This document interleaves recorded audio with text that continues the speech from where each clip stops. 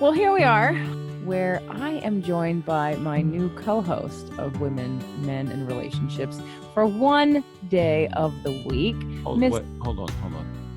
Is that all I am as a co-host to you? Okay, can I just get through the intro first, and then we can get into the story? All right. So let me introduce you to Mr. Doug Sandler. Hi-oh. Here I am. I am the co-host. Why can't I be the host? Why do I have to be the co-host? Because it's my show. And we're co-hosting one of the 2 episodes a week. That's why. You know me. I like to come in and take over. And so do I. Which is why this is a good fit. So for those of you that are just tuning in and haven't heard the story, there's a story. I'm sure it has appeared already, either here or on Fit to Love, Spirit, Purpose, and Energy, or on my blog, jjflazanes.com. Go to blog and see the post about sacred contracts and my confession. Wow. It was a confession of all confessions. I think I was in that confession, wasn't I? You're all about the confession. Forgive me, Father, for I have sinned. You're all about the confession. That kind of confession? Yeah, that kind of confession. So, what have you done to sin? Oh goodness. Well, technically, I think I'm still an adulterer. I think that would make me an adulterer too, which it's not even true. But legal terms. I don't even know if legally if it's considered adultery. If your wife leaves, abandons ship for you, and if your husband leaves, well, wait, how did it happen technically? We need to back up. We got so much to talk about. I know. Well, there's already been a coming out show by this point. So wait a minute. Was I in the closet? You were in the closet. Oh, you've been in the closet for a couple of months. Absolutely. Well, we have both have been out of respect for our current situations, AKA our spouses. So this show is really just to get the ball rolling, to have people understand what kind of fuckery is going to happen. And among everything else, I like to get my balls rolling. You know that, right? So if you haven't guessed by now, the Thursday, Friday show, whenever I decide to publish this, of Women, Men, and Relationships is going to be very different than any of the shows that I've produced pretty much prior to this. Doug has his own show called The Nice Guys on Business, and they do 5 days a week. And Monday, Wednesday, Friday, he's professional and he interviews people most of the time. And on the Tuesdays and Thursdays, it's called Fuckery. And they just talk about whatever. So we're going to do a little bit of fuckery on Women, Men, and Relationships. What do you have to say about that? What I have to say about that is I have the good fortune of being able to sit literally maybe 10 inches away from your eyeballs. You have the most gorgeous eyes that I have ever seen in my entire life. And you always smell so good. Oh, thank you, honey. So I hang out across this microphone from you, and you actually want me to focus and do this show and with some level of purpose, right? It was your idea to record right now, so I'm just going with whatever you thought we should do. But I've now had a glass and a half of wine and the beer earlier, so you know how I feel already, right? This is true. Maybe I should have ignored your request to record a podcast right now, but I wanted people to get a flavor of what's about to happen, because it's going to be JJ in a new light for some people. If you don't come to my live events or work with me personally, you don't get to see the goofy side of me, because I'm very much about trying to get information across to you in a transformative way to change your life. And here I'm going to share with you how my life has changed. It is an amazing story. Now you've shared the story, you said, on your blog, and you had the confessional. You've done all of that stuff already. So what's the purpose of this show? Let's talk about, this is like, we call this the welcome episode, right? This is the welcome episode to the second show a week that Women, Men, and Relationships is going to have, where it's going to be you and me talking about all kinds of stuff. Like tonight, we got into a conversation about love languages. Oh yeah, that's what sparked this whole conversation about, hey, let's just record the episode now. Are we gonna do any of that tonight? Or sure. Is tonight just okay? So let's start. So Gary Chapman wrote this book called The Five Love Languages. And I can't remember, I don't know if you specifically introduced that book to me, but I can tell you that I definitely have some specific love languages. So if you don't, what do you call your community? We all do. What do we call our community? We all do. What do we call our community? Well, I don't have a name for them. Well, I know we have our Funkin' fans on the Nice Guys on Business podcast. So what would you call the community of women, men, and relationships. Let's just call them What are we going to call them? people. Exactly. I just call them people. My people. They're my people. Hi, people. Hi, people. Well, I try to think of, like, when I do my show, I try to speak to specifically like one person. So I look at like the entrepreneur, the person that's the business builder, the leader in the business building community. I can actually see a person. He's probably in his 30s, 40s, maybe his 50s. It's a him. And he's probably has been successful, maybe going through a career reinvention. That's who listens to the Nice Guys on Business podcast. And then as I listen to this, I'm thinking that your listeners probably tend to be more women than men. Well, the women speak up more, but I have had men who reach out to tell me that they found the show. In fact, I think a lot of the men who end up listening to Spirit, Purpose, and Energy or being in my manifestation challenge find this show first, because actually thinking about it, one guy in particular, he was going through divorce. So I think he was listening to this show, heard about my group, and joined last January and switched over to Spirit, Purpose, and Energy, and has been part of this very active part of that manifestation challenge. And thinking about another guy on the challenge, he reached out to me because he and his wife were having a hard time. And and I don't know where he started, but my guess is the men come in through women, men, and relationships. Well, the women they're looking for porn. They don't really get there. And I've seen the requests on your email, so they're asking for it, and no, not happening. No. How do we make this show? So back to love languages. Everybody has their primary love language. Not everyone knows what it is, and I've done that show here on Women, Men, and Relationships. But just to recap, when was the time that you actually figured out what yours was? Like recently? Did you? Yeah. Within this year or last year? No, totally. Within the last 12 months, I figured out that there's these things called love languages that even exist. Now, I knew what motivated me. I knew when somebody would say "attaboy," or "good job," or "way to do it," or "I'm so proud of you." I mean, those were words that made me feel good. And you pointed out to me tonight, actually, which is probably what sparked this whole idea of wanting to do our fledgling episode of this. You said, "Oh, I get it. You say nice things to me because words of affirmation are your love language." So for those that are listening, our community, look at what your love language is and look at it and say, you probably are giving that to your partner as because maybe you're feeling that is something that they are receiving. So I think you mentioned to me that your ex-husband or your estranged husband, he probably was more into the idea of what was his. So let's review the love language. Acts of service. So he would take out the trash, or he would empty the refrigerator, or he would clean up something. Good. He'd go to the store and pick up things at the store and offer to run certain errands, take things. But the reason why I brought up with you with the words of affirmation, like what really sparked this awareness, was because when you would say certain words of affirmation to me, I see sort of the, "Oh, don't you feel that?" Like a little pause of, I'm giving you a compliment. Oh, do you not? Are you receiving that? And I would feel that, not pressure, but that moment in time where you're sort of waiting to see if I've received what you're giving me. I love you. Don't you love me? How many of us do that when we say that and we're waiting for that? Like, if somebody were to say, if you had a relationship that was going, your cats with their bells. I know. If you hear bells in the background, it's not because Santa is close by. It's not right. It's not Santa. It's Domino. She's just running around. So when your spouse says to you, "I love you," and you just like, "Oh, that's nice," and then you walk away, it's almost like that's a slap in the face.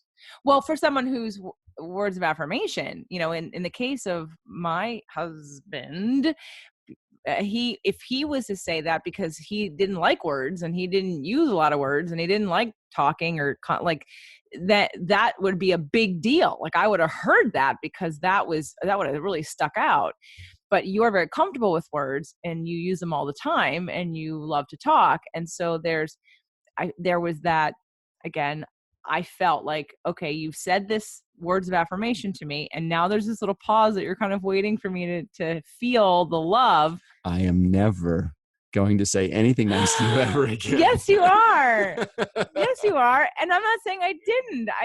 But it's a different energy than, let's say. Well, let's take like tonight, for example. So I walk into your office and I say to you, because I know that my son's coming to visit, and I know that I'd put a couple of, hey, could you do me a favor and just clean a couple of things up? And I thought it was important to acknowledge the fact that although you're okay living in more of a scattered environment than I am, I'm very, like, everything is very neat and tidy in my world. You've seen my office that I've created in your home, and I appreciate that, the fact that it's neat and tidy. You probably couldn't give a shit that my office is neat and tidy, but looking in your office, so I'm like, okay, well, wow, you've really done an amazing job of putting this together and changing the environment and making it all clean. And so I wanted to acknowledge that by telling you that I love that your office is clean. And it was like, you couldn't care less if I said anything or not. Well, it's interesting. So, because I told you I have a friend who, when we leave messages for each other, she'll often make a point to compliment me in a way that I almost feel she wants me to do back for her. It's not that I don't feel it's disingenuous and that she's not being authentic, that she is, but because I guess I'm just not used to my friends telling me they're proud of me, it almost feels kind of condescending. I know that's not how she's meaning it, but there's a little bit of an ulterior motive to saying and making a point of saying, I'm so proud of you, my sister. You've been doing some great things. Like, when it happens all the time, it makes me, like, I realize, oh, her love language is words of affirmation. Well, that was the point of this entire thing, is to notice, if you don't know what your love language is, see what you do to praise other people, and that probably is your love language. Or yeah, not necessarily praise, right? Because that would be words of affirmation. If you're acts of service, it means maybe you are taking out the trash for someone and expecting them to give you a big hug at the end of it, or really acknowledge you for taking out the trash. Because that was my former husband's thing, was acts of service. So I don't care that you took out the trash, but that was the way that he wanted to show love.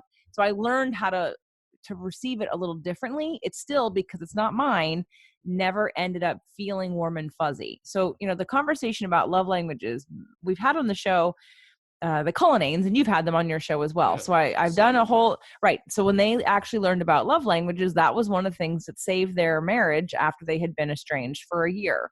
Was when they got back together, they read some books, and that was one of the biggest ones, was a love language conversation, because they started to learn how they interpret things differently. And here I am. I literally left that love languages, the 5 love languages book, out on my nightstand for probably 6 months. And she never picked it up. And all I wanted her to do was just pick up the book and just kind of look and see, well, what is your love language? What is it that you think that you need? I couldn't figure it out. I mean, maybe it's my misinterpretation, or maybe I don't know, or maybe I'm just completely blind in not knowing what my soon to be ex, her love language is. Well, it sounds like hers was also words of affirmation. Yeah. Yeah, we were note leavers. We definitely were. Left a lot of notes for each other. We did share, on a surface level, a lot of love for each other. But apparently underneath all of that, there was maybe some other thing. Yeah. Well, we'll get into that in another episode. We'll dive into sort of the breakdown and the things to talk about. So many things.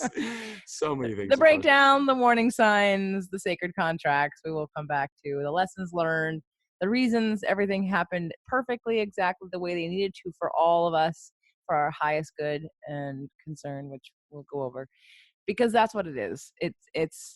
There's divine timing. There's lessons that you created, and you can take a look and say, I was a victim to a bad situation. And that's definitely an option. But the problem with being a victim is that you never feel good. You always feel like a victim. You always feel like somebody did something wrong to you. Mm-hmm. It's just not an empowered position to be in. And even if it's true, let's just say, forget, maybe theoretically it's true, but how does it feel? I think it feels crappy to think that something just happened. It has always felt better to me to take a positive, like I had a hand in creating this. Oh, you're 100% right. I mean, I felt very victimized by the entire situation of my wife leaving, and when in actuality, I'm sure, and I know I did, I had a I had definitely a role in playing her leaving, but also my interpretation of why she left in my mind is different, obviously, than the reason why she left in her mind. And if you go at it and you feel like a victim, oh, it hurts. And you can't seem to get out of that victim mentality. You stay in that really fucked up zone for a really long time. And until you realize and you take responsibility, not only for the pain that maybe is caused in the situation, but you also take responsibility for healing yourself and don't leave your happiness up to anybody other than you. I mean, I think that's one thing that, we've had conversations now for months. You and I have had conversations for months, and they've been so deep and so amazing and so therapeutic and so healing for me, just understanding that I can tell you anything. I mean, I know that you feel this because we've had this conversation, but I could tell you anything. And I think that you will not interpret it as something that I'm trying to do to you. It's all, these are my feelings, and I am working through my wow, this is really deep. I love the whole conversation. I just love being able to talk. I don't care what we're talking about. So the conversation just gets to the point where I know I'm responsible for my own healing. I know that nobody else can heal me other than me. Nobody should make me happy other than me. And if you're listening to this and you feel like you are the victim of a relationship gone sour, and you don't feel like you have any power in this, you're in a spot where you need to get help. You need to figure out how it is that you can be okay on your own. You can be okay without having to rely upon anybody for your happiness. We joke about it all the time, and I say something like, "You make me really happy," or "that really made me happy," and instead we change the words, and it's more like, "That contributed to my happiness." It's okay to have somebody contribute to your happiness, but they are not responsible for your happiness. Only you are. Which hopefully by now you all understand that that's my point of view, because if you're listening to this show and you have been for a while, that's the law of attraction, and that's exactly in the sacred contracts. It's exactly what I promote, because I want you to feel empowered, because you have power when you feel empowered and you understand, and you can actually take a broader perspective to have appreciation for the lessons that you've learned, and for the way things are going, and to take the cue and to not get so bogged down with beating yourself up and shame. And it's just, I think this whole idea of depression and why it's so much more prevalent now than, I'm sure there's been depression for many years. People just don't talk about it. And now with so many suicides in the, celebrity arena, people are feeling like maybe we're on a downward spiral. But I think that people are just now being more public about it. I think that all the addictions that people go through are the same thing. It's just people didn't necessarily take their life, and they did it silently, and you didn't hear about it. So now it's time to have this conversation, because we need to get to the root of what has been going on. It's not new. It's just that we now have a different awareness. We have so many technological understandings, and we have so many capabilities, and we've lost that human connection, and we've lost that even understanding of who we are, and not knowing how to find that. And that is one of the purposes of this show and all my shows and the work that I'm doing. And, if you're needing some help and you think your love language may be quality time, come to the event, come to the next big step, reach out, because the healing of just being with people for quality time and deeper conversations will be healing in itself. But what we're going to talk about, what we're going to go through and process, is how to use what the difference is between your mind and your heart, what your feelings are made of, how you interpret things. Because when you can actually wrap your head around it's a process, then you don't take it so literally, and it's not as heavy. Because just like the storm, you don't, if you didn't understand the weather and it started to rain and thunder, you'd think, oh my God, the world's coming to an end, right? But you understand that at some point it's going to pass. It is the same thing with our emotions, but we are so afraid of feeling them or acknowledging them or talking about them or thinking about them that we just keep running from them, and they just get bigger and bigger, and it really doesn't have to be that way. I think there's actually a sixth love language, and I believe it is role playing. So I just happened to, I don't know why I was thinking about that. Maybe it's the corset you're wearing right now. Oh my God. I'm wearing a Funkin' Fan t-shirt from the Nice Guys on Business, just so that you can not be visualizing that we're sitting here naked. We are not. Doug would probably like to be doing that, I but do, especially in this California. I'm an East Coast guy. I am not used to all of this warmth and sunshine and no humidity and everything. And you're just a beautiful California girl, but you're not actually from correct. But maybe one day we'll do podcasting naked, and we won't tell anybody. Oh, in I the love beginning. this naked podcast. We could call that. We could actually have Another show, a whole nother show. a whole nother show. Adam today on the show said to me, he's like, go see JJ. She's got 12 podcasts, and I laughed. I'm like, between you and Adam, it just keeps getting bigger every time you announce me somewhere. Like I have 6. Yeah. 6 podcasts right now. Mm-hmm. There might be another one later, but we didn't even actually define the 5 love languages. I mean, we basically mentioned most of them. We had acts of service, we have words of affirmation, we have gifts, we have quality time, and what's the 5th one? What am I missing? Touch. Oh yeah, that's right. Oh my gosh, I missed like one of my favorite ones. Yeah, and touch, for those of you that didn't hear the show I did on this or have read the book, touch is not about sex. Touch is about just general touch all the time. Literally, just before we recorded this, you and I were just sitting having a conversation on the same sofa, and like, maybe 5 minutes as we're into the conversation, I noticed, you've been stroking my shoulders and my arm, and I've been holding your hand and your leg the entire time. Touch is definitely one of the important love languages for me. I would say for me, I probably lean more towards words of affirmation. That would be number 1. I would say that probably touch would probably be 2, and quality time would be 3. I don't give a shit about gifts. I mean, everything that I want, I buy myself. So I'm not, and acts of service. You go to the store for me, great. Okay, could you pick me up a sandwich while you're there? I'm like, or I could just go myself. I don't really care. So yeah, those 3. And what about you? My order would be quality time, touch, words of affirmation. Yeah. I thought we had more similar ones in terms. I mean, we do have touch, and definitely when we have the same top 3. Are you breaking up with me now? What's going on here? Okay, so now that even makes sense now. How sensitive you are to every time I say something, the whole words of affirmation. Because if it's anything that's not affirming, you immediately go into this like, wait, what's happening right now? I'm a little sensitive. I'm a little bit shell-shocked right now. I got a little PTSD still working in my system. Yeah, all right. Imagine coming home to a house that has like half the furniture in it. Yeah, no, I understand. And I agree. And I think I'm the one that identified and diagnosed that. I'm like, you have PTSD. No doubt about it. And we're going to share that story with you coming up here next. I just wanted to give you guys a overview of what it's going to be like here with Doug and JJ on the Women, Men, and Relationships second episode of the week. Hey guys that are listening to this, I'm working really hard to get it to be men, women, and relationships. So I don't think it's working. Not gonna happen. If you would like that, you can start your own show and have me on as a co-host. Interesting. What would I be calling it? The Nice Girls on Business podcast? Oh, and guys too. Yeah, what would I do? Well, I'm on your show so often on the fuckery days. It might as well be. Strickland said it was going to be nice guys and girl. I do have a question though, and this is a serious question, and I'm not about to set up a joke here. So here's the serious question here. Okay, so we have this show called Women, Men. Sorry, I just did it. Women, Men, and Relationships, and we're talking all about our relationships, the things that have happened in our lives.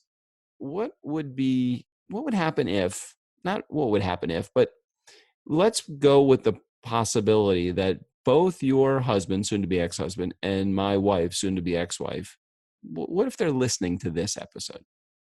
What are they thinking? I'm really curious. Yeah. Because I've tried to be in this process, and I know that she may not know this. So if you are listening to this as my soon to be ex-wife, and if you are listening to this as JJ's soon to be ex-husband, I don't ever feel like I have been cruel in this process. And well, you're shaking your head, but our listeners don't know what it means when you're shaking your head. Well, I was waiting for you to finish before I was going to talk. I was just agreeing with you. I'm just saying, where do you draw the line to what is sacred to talk about and what is private and you don't want to talk about it? I mean, I've led the last 3.5 years of my life. Everything that I've done has been on my podcast. So if our community of listeners at Women, Men, and Relationship want to hear all about me. All they have to do is tune into every Tuesday and Thursday on my show, where it's just me and Strick, my co-host, just shooting the shit about our lives. We talk about our Tesla, what's it called? Tesla envy.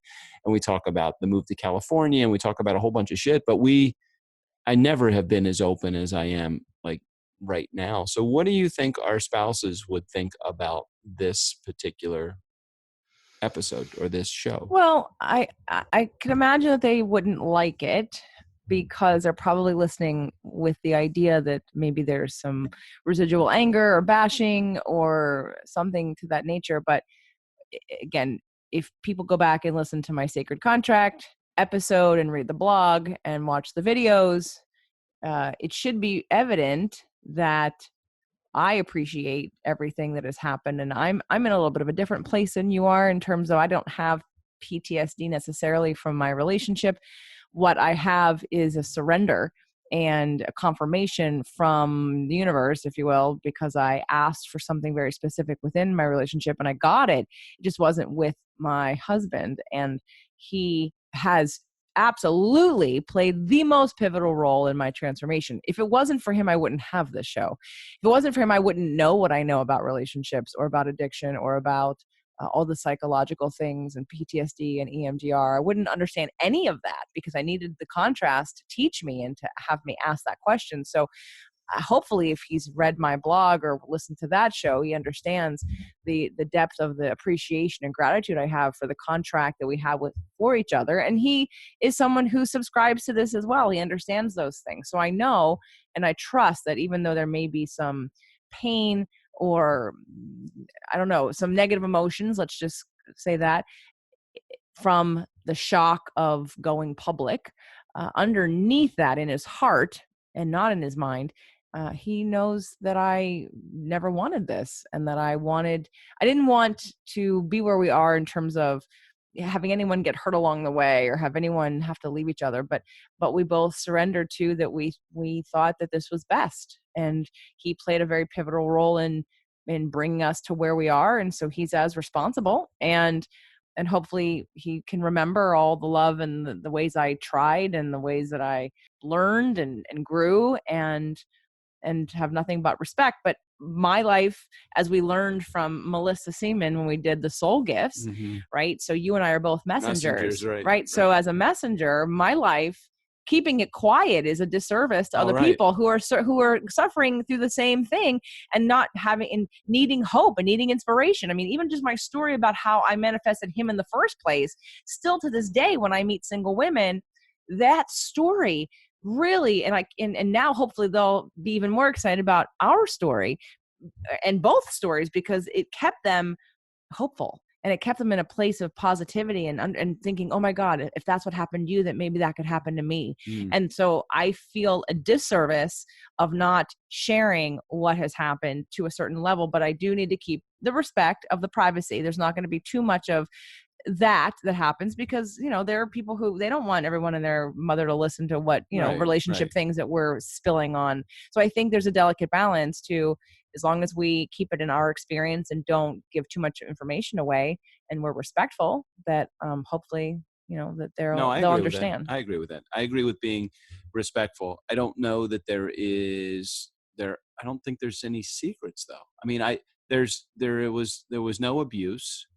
There was no, I don't think that anything that I could share, I feel would be breaking a barrier. I think I agree with you. I think that I definitely am a messenger. For me to be able to keep it quiet, it doesn't make sense. I have been purposely off of social media because I don't want to type a word. I'm just afraid when I type a word that I'm just going to start like diarrhea of the mouth and just start typing everything. And I don't necessarily want to see what's going on in her life right now. It's too hurtful for me to see. I hate to say that I don't want her happy. I do. I want her to be extremely happy. I'm just not ready for that yet.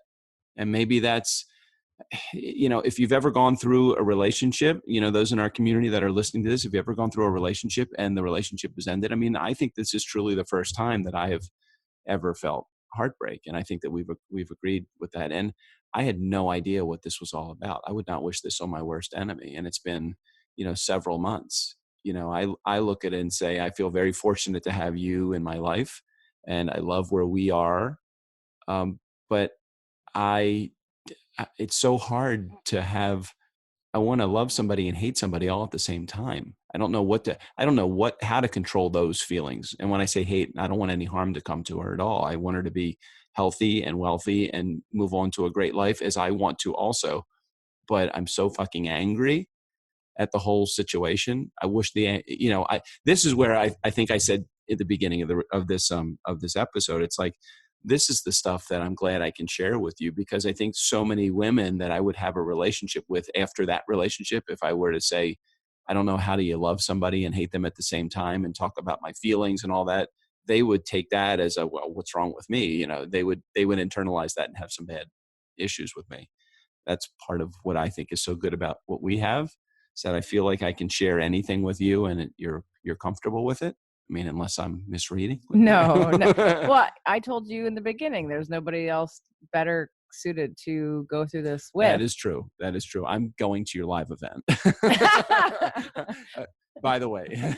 Well, because I've done so much work because of the last 12 years and last 10 years of my marriage, that I'm in such a solid place of knowing exactly sort of the discernment of. I said that to you. You're so wise. You are so wise. I mean, for a 23-year-old, you are. Thank you, honey. Now, those kinds of words of affirmation, I will take. I will take that. But not to toot my own horn, but literally, I wanted to ensure, Doug, that I even said the whole time. Did I even say it this week or last week? This whole time I've been saying from the beginning of this, friends of mine have said, how do you know this isn't a rebound? I said, we don't. We don't. Right. We don't. But here's what I know. While we love each other, we're having a great time, everything is amazing, there's still the possibility that at some point your wife or my husband could come back and say, hey, I made a mistake. No, I locked the doors. They're not letting anybody come back. I've left no forwarding address. That's true. You did disappear. You did disappear. Untraceable. I am pretty much untraceable. My insurance company called me today. They said, where are you? I said, it's none of your fucking business where I am, all right? Well, we just want to know where the car is so we can insure the car. I said, the car is where it's always been, back on the East Coast. It's undercover. Well, I've said this in the beginning, that if and when she changes her mind, and there's any question in your heart whatsoever of any ping of wanting to work that out or see that through, I'm going to want you to do it. I'm not going to hold you back. I'm going to want you to do it because I want to be a choice, not a default. I don't want you to ever feel badly like, oh, well, now I've kind of committed to you and I should probably, and because of what she did, I should punish her or be mad at her and I should probably walk away. No, I'm going to push you to go and go do it and figure it out, because I want no regrets from both you or I. And I recognize, a long time ago, one of my friends or sort of family members said to me about her at the time boyfriend's ex-girlfriend. And I said at the time, I'm like, I want to meet my husband's ex-girlfriends. I'm friends with all of my ex-boyfriends. I'm friends with all of my exes. You spend time with people, they're in your life. Why would you get rid of them? That's a part of who you are, that made you who you are today. I don't look at that as mistakes. And she said, oh, well, then you're a bigger person than me, because she felt threatened by that. And I understand that a lot of you are thinking, yeah, I feel threatened too. And I get it. Maybe you were cheated on. Maybe there's lots of circumstances where you would feel that you couldn't trust somebody, but that's the work. The work is to get to the place where it doesn't fucking matter, that I can love you today and you can say to me, you know what, she called me and I'm going to go home tomorrow and I'm going to figure it out. And I doesn't mean I wouldn't be hurt, crushed, sad, and upset about it, but God knows I love myself enough to know that I wouldn't want you to secretly hold that in your heart every day, wondering if you should have done that, if you stayed for the sake of staying because it was quote unquote the right thing to do. Just so everybody knows that's out there, there is at least one strong person in this relationship, because if your ex-husband comes back, I'm going to be really pissed. Well, I haven't done enough work on myself yet, apparently. Please don't come back. Please, just stay away. Well, just give me a few more months. I'm building a wall. I'm building the wall. He's building a moat. He's got I got the fire. The dragon is being imported as we speak. Please stay the fuck away. Just give me a little while longer. I love you. That's cute. So anyway, So we're just taking it one day at a time is the bottom line, and having a good time in the meantime, and working our stuff out and healing in the process, and wanting to share it with you, and wanting to inspire you, and wanting to share the story.